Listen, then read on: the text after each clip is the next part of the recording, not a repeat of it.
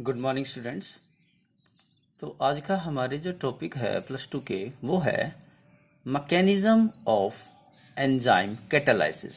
मतलब मैकेनिज्म, यहाँ पर हम स्टेप्स की बात करेंगे कि एंजाइम और रिएक्टेंट के बीच में कैसे स्टेप इन्वॉल्व होते हैं जिससे वो प्रोडक्ट में बन जाता है। तो यहाँ पर हम बात करते हैं एंजाइम कैटालाइज रिएक्शंस में consider in the 2 step. Enzyme catalysis जो रिएक्शन होते हैं इन्हें 2 स्टेप में माना जाता है। देखिए पहले स्टेप में क्या होता है, जैसे कि जो सबस्ट्रेट होते हैं, सबस्ट्रेट हम बात करें रिएक्टेंट, वो पहले एंजाइम के सरफेस पर जाएंगे और एंजाइम के सरफेस के ऊपर वो एडजॉर्ब हो जाएंगे और एडजॉर्ब होकर एंजाइम और सबस्ट्रेट के बीच में बॉन्ड बन जाएगा। उसे हम कहेंगे एक्टिवेटेड कॉम्प्लेक्स। देखें, सबस्ट्रेट एंजाइम के कांटेक्ट में आया और उसने ई बॉन्ड एस, ई और एस के बीच में बॉन्ड बन गया। E is the enzyme, S is the substrate, जिसे रिएक्टेंट भी कह सकते हैं। In the first step enzyme binding with the substrate to form and activated complex, और उससे बाइंड होकर एक्टिवेटेड कॉम्प्लेक्स का निर्माण करता है।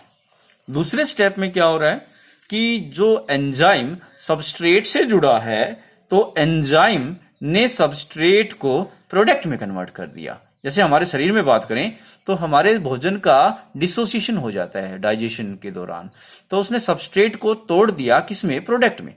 एंजाइम ने सबस्ट्रेट को प्रोडक्ट में तोड़ दिया और प्रोडक्ट को अलग कर दिया तोड़कर। तो in the second step substrate convert into the product and decomposition of the activated complex to form the product. तो यहां पर सबस्ट्रेट, एंजाइम ने सबस्ट्रेट को प्रोडक्ट में कन्वर्ट किया और उसे एक्टिवेटेड कॉम्प्लेक्स से तोड़कर प्रोडक्ट में बना दिया। प्रोडक्ट यहां पर अलग हो गया, किससे? एंजाइम से। तो ये हमारे पास हुआ मैकेनिज्म एंजाइम कैटालाइसिस का। आगे हम बात करते हैं कि सॉल्यूशन के टाइप्स हम बात करते हैं। तो जैसे कि हमने 9th क्लास में भी पढ़ा हुआ है कि सॉल्यूशन के टाइप है होमोजीनियस और हेट्रोजीनियस। होमोजीनियस में हम बात करें तो केवल ट्रू सॉल्यूशन आता है, और हेट्रोजीनियस में हम बात करें तो कोलाइड्स और सस्पेंशन आते हैं। तो यहां पर हम बात कर रहे हैं ट्रू सॉल्यूशन क्या होता है। True solution is a homogeneous mixture. यह एक होमोजीनियस मिक्सचर होता है और in the size of particle is less than 1 nanometer, जिसके अंदर जो पार्टिकल का साइज जो होता है वो 1 नैनोमीटर से छोटा होता है, या फिर 1 एंगस्ट्रॉन से हम कह सकते हैं 1 नैनोमीटर 10⁻⁻⁹ मीटर हो गया। 1 angstrom is equal to this. या फिर हम ये कह सकते हैं कि ये हमारे पास 10 एंगस्ट्रॉन से छोटा होता है पार्टिकल का साइज। आगे हम बात करते हैं कोलाइड्स। कोलाइड्स क्या होती हैं? तो आपने 9वीं कक्षा में भी पढ़ा है कि it is appear like homogeneous. Colloid जो होते हैं वो होमोजीनियस की तरह दिखते हैं, बट एक्चुअली ये हेट्रोजीनियस। जैसे कि दूध ले सकते हैं आप, और जैसे हवा के अंदर डस्ट पार्टिकल्स हो गए हैं, तो ये होमोजीनियस की तरह दिख रहे हैं, मगर एक्चुअली ये क्या होते हैं? हेट्रोजीनियस होते हैं। इनके पार्टिकल का जो साइज होता है 1 नैनोमीटर से 1000 नैनोमीटर के बीच में होता है। अगर 1 नैनोमीटर से छोटे हो जाते हैं तो ट्रू हो जाएगा, और 1000 नैनोमीटर से बड़े हो जाएंगे तो सस्पेंशन हो जाएगा। तो ये हमारे पास कोलाइड्स की डेफिनेशन आती है। सस्पेंशन की बात करें तो सस्पेंशन एक हेट्रोजीनियस, ये दिखता भी हेट्रोजीनियस है, होता भी हेट्रोजीनियस है, mixture in which a size particle is more than 1000 nanometer. कीचड़ का एग्जांपल ले सकते हैं यहां पर। यानी यहां पर सस्पेंशन के पार्टिकल्स जो होते हैं 1000 नैनोमीटर से बड़ा पार्टिकल का साइज होता है, पार्टिकल वेरी क्लोज होते हैं यहां पर। अब आगे हम बात करते हैं जो हमारे पास मिक्सचर बने हैं कोलाइड्स की बात करें। कोलाइड्स के 2 पार्ट होते हैं मेन। कोलाइड्स के कंपोनेंट कितने होते हैं? 2। जैसे कि सॉल्यूशन के कंपोनेंट कितने थे? 2। कौन? सोल्यूट और सोलवेंट। उसी प्रकार सोल्यूट जो हमारा सॉल्यूशन में था, तो कोलाइड्स में हम उसे डिस्पर्स्ड फेज कह देते हैं, यानी जिसको मिलाया है, जो कम मात्रा में होगा, माइनर कंपोनेंट। सॉल्यूशन का माइनर कंपोनेंट कौन था? सोल्यूट। और कोलाइड्स का होता है dispersed phase. It is the minor component of the colloidal dispersion medium, medium मतलब वो जिसमें ट्रेवल कर रहा है, तो वो बड़ा होगा जिसमें ट्रेवल कर रहा है। तो it is a major component of the colloidal sol. ये सॉल्वेंट की तरह होता है, लाइक द सॉल्वेंट, जैसे सॉल्वेंट होता है सॉल्यूशन में, उसे कह सकते हैं हम। अब क्लासिफिकेशन ऑफ कोलाइड्स की बात करें तो क्लासिफिकेशन हम किन किन आधार पर कर सकते हैं। तो क्लासिफिकेशन ऑफ कोलाइड्स हम बात कर रहे हैं, तो जैसे कि हम बात करें सॉलिड सोल, जैसे कि हमारे पास 3 स्टेट है, 3 state solid, liquid, gas. Dispersed phase और डिस्पर्जन मीडियम के हिसाब से अगर हम देखें तो गैस को गैस में नहीं डालना क्योंकि होमोजीनियस होगा। तो हमारे पास देखें सॉलिड, लिक्विड, गैस, जैसे कि मैं यहां पर देखें एंडिंग वाले पेज के ऊपर बताता हूं आपको। हमारे पास स्टेट कितनी है, हमारे पास है 3 स्टेट। कौन कौन सी है, सॉलिड, लिक्विड और गैस। ये हो गए डिस्पर्स्ड फेज, सॉलिड, लिक्विड और गैस। ये हो गया डिस्पर्जन मीडियम।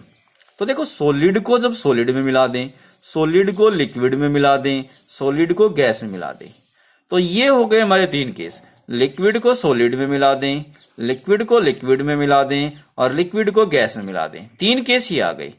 गैस को सॉलिड में मिला दें, गैस को लिक्विड में मिला दें, गैस को गैस में नहीं, गैस को गैस में नहीं मिलाएंगे क्योंकि ये होमोजीनियस हो जाएगा। तो देखिए 2 केस यहां, तो 3 पहले वाले केस में, 3 दूसरे वाले केस में और 2 टोटल हो गए 8 केस। तो मतलब हमारे पास फिजिकल स्टेट के आधार पर जो कोलाइड्स कितने प्रकार के होते हैं, 8 प्रकार के। जैसे कि सॉलिड सोल, सॉलिड सोल में हम बात करते हैं कि those colloids in which dispersion medium is solid, यानी जिसमें मिलाया है वो सॉलिड है, और डिस्पर्स्ड फेज इज सॉलिड या फिर गैस। सॉलिड या फिर गैस को सॉलिड में मिलाना है तो वो सॉलिड सोल कहलाएगा। सॉलिड को सॉलिड में मिलाएं तो उसका एग्जांपल है कलर्ड ग्लास, जैसे कंचे आते हैं, आपने कंचे देखे होंगे, मार्बल्स, बच्चे कंचे खेलते हैं, रंग बिरंगी गोलियां आती है ना। जमस्टोन्स हो गई हैं, जैसे कि हमारे पास जमस्टोन जो अंगूठियों में पहने जाते हैं, हमारे पास में रत्न होते हैं, वो भी किसके एग्जाम्पल हो गए हमारे पास, सॉलिड इन द सॉलिड, यानी सॉलिड सोल के एग्जाम्पल है। गैस इन द सॉलिड, जैसे कि हम बात करें रबर फोम, गद्दे जो होते हैं रबर फोम होते हैं, तो ये हमारे पास किसके एग्जाम्पल हो गए हैं, गैस इन द सॉलिड। और दोनों क्या कहलाते हैं, सॉलिड सोल। गैस सॉलिड में हो या सॉलिड सॉलिड में हो, तो ये हमारे पास सॉलिड सोल के एग्जाम्पल है। अगला हम बात करते हैं sol. Those colloid in which dispersion medium is a liquid and dispersion phase is a solid, यानी सॉलिड को लिक्विड में मिलाया है। तो जैसे कि पेंट हमारे पास एग्जाम्पल है कि इसमें मेटल्स के पार्टिकल्स जो होते हैं वो ऑयल्स में मिलाए जाते हैं, ऑर्गेनिक सॉल्वेंट में मिलाए जाते हैं। आगे हम बात करते हैं जेल का जो पेन आता है, तो इसका एग्जाम्पल है कि the colloids in which dispersion medium is solid, यानी जिसमें मिलाया है वो सॉलिड है, and dispersed phase is a liquid, और जिसको मिलाया है वो हमारे पास लिक्विड है, तो उसे हम जेल कहते हैं। एग्जाम्पल हो गया चीज, बटर, जेली, ये हमारे जेल के एग्जाम्पल हैं। इसके आगे हम बात करते हैं इमल्सन। इमल्सन हमारा एग्जाम्पल है लिक्विड को लिक्विड में मिलाना, मतलब डिस्पर्स्ड फेज और डिस्पर्जन मीडियम दोनों के दोनों लिक्विड हो। जैसे कि हमारे पास oil in water, water in oil, ये हमारे पास एग्जाम्पल होते हैं। एरोसोल का एग्जाम्पल है, देखो एयर, एरो का मतलब एयर आ गया, तो एयर मतलब गैस। तो those colloidal in which dispersion medium is A gas, जिसमें मिला रहे हैं वो गैस है, and dispersion phase is solid या फिर लिक्विड। जैसे कि धुआं, स्मोक किसका एग्जाम्पल है, जो डस्ट पार्टिकल्स, जो धुएं के डस्ट पार्टिकल्स होते हैं वो हवा में होते हैं, solid in the gas, smoke या फिर डस्ट।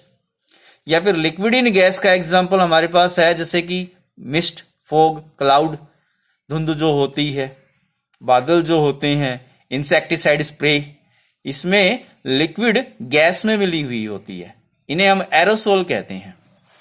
जैसे फोम की बात करें तो फोम क्या होगा, the colloids in which dispersion medium is a liquid and dispersed phase is gas. मतलब गैस को लिक्विड में मिलाया है, जैसे कि साबुन के जो झाग पैदा होते हैं, बबल्स होते हैं, soap लेथर, froth and whipped cream, ये हमारे पास फोम के एग्जाम्पल है। एल्कोसोल मतलब सॉलिड, लिक्विड या गैस किसी को भी हम एल्कोहल में मिलाएं तो हम उसे एल्कोसोल कहेंगे।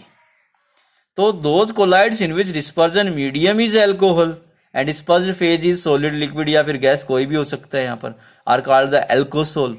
हाइड्रोसोल में हम बात करते हैं, इसे एक्वासोल भी कहते हैं, क्योंकि वाटर को एक्वा भी कहा जाता है। हाइड्रोसोल मतलब पानी में किसी चीज को मिला दे। Those colloids in which dispersion medium is water और disperse phase solid, liquid, gas, कुछ भी हो सकता है, आर कॉल्ड हाइड्रोसोल या फिर एक्वासोल हम बात करते हैं। तो ये हमारे एग्जाम्पल थे कि फिजिकल स्टेट के आधार पर हम कोलाइड्स को कितने पार्ट में बांट सकते हैं। तो ये उनके एग्जाम्पल सहित इनके हमारे पास पार्ट थे कि हम इन पार्टों को यहां पर बांट सकते हैं। एग्जाम में इनके डेफिनेशंस पूछी जाती हैं, या फिर एक नंबर के क्वेश्चन में यहाँ एग्जाम्पल दे देगा, ये पूछेगा कि बताओ किस प्रकार का ये सोल है। तो अगले जो हम क्लासिफिकेशन है कोलाइड्स की, वो हम अगले वीडियो में बात करेंगे नेक्स्ट डे। तो आज का हमारा इतना ही।